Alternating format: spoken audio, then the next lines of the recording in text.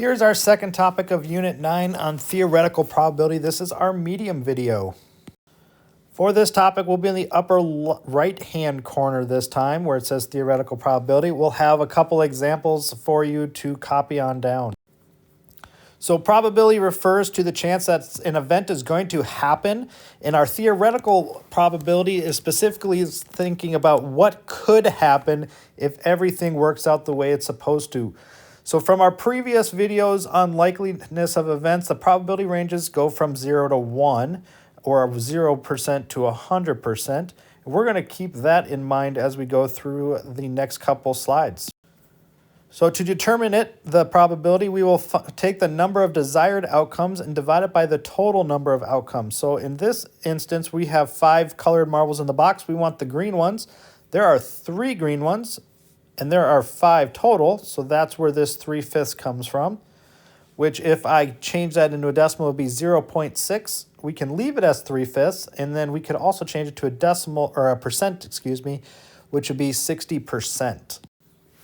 So here's our first example. We have Maria's mother has a large collection of shoes. She has 18 pairs of shoes, and 2 of them are boots. If Maria's mother chose a pair of shoes at random, what's the probability that the shoes would be boots? So we have 2 desired outcomes. Those are the boots. So she has 2 pairs of those, and she has 18 total. So 2 over 18. And on delta math, you're going to be asked to write it as a fraction or as a decimal or as a percent. So be careful which version it's asking for. So in this case, I'm going to write all 3 possible answers. So 2 18ths, I can simplify that down to 1 over 9. And if I do that as a decimal, that would be 0.1 repeating. And if I change that to a percent, that would be 11.1 repeating percent. Now it might ask you to round that decimal, which would be a little easier. So you do 0.11 or depending on which place value it asks for.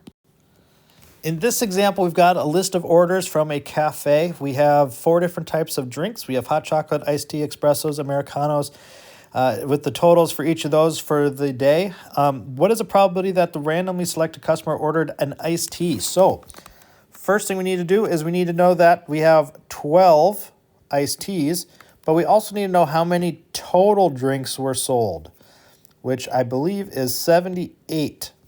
So we're going to start off with 12 out of 78. If we simplify that down, both of those can be divided by 6, which would make it 2 over 13.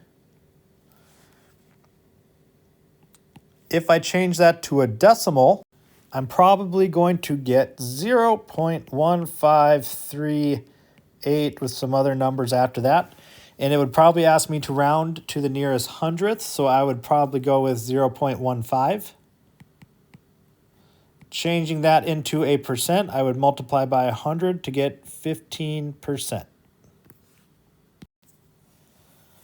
All right, here's our third and final example for this video. We have a card picked at random. We want the probability of a prime number. So if you don't remember what a prime number is, it is a number that can only be divided by itself and 1. So in this case, 1 is actually not a prime number. It's a special other type of number. So the prime ones in this set is 2, 3, 5, and 7.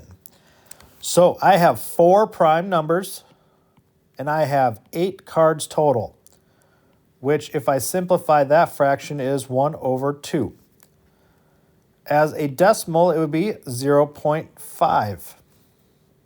And as a percent, it would be 50%.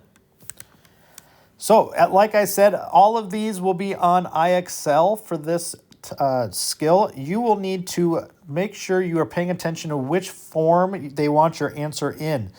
So I gave you all 3 possible answers for this video, but on IXL, they're specifically going to ask you for either the fraction, the decimal, or the percent. Also, make sure you are working on this skill until you score an 80. Once you have that, you can go ahead and show it to me.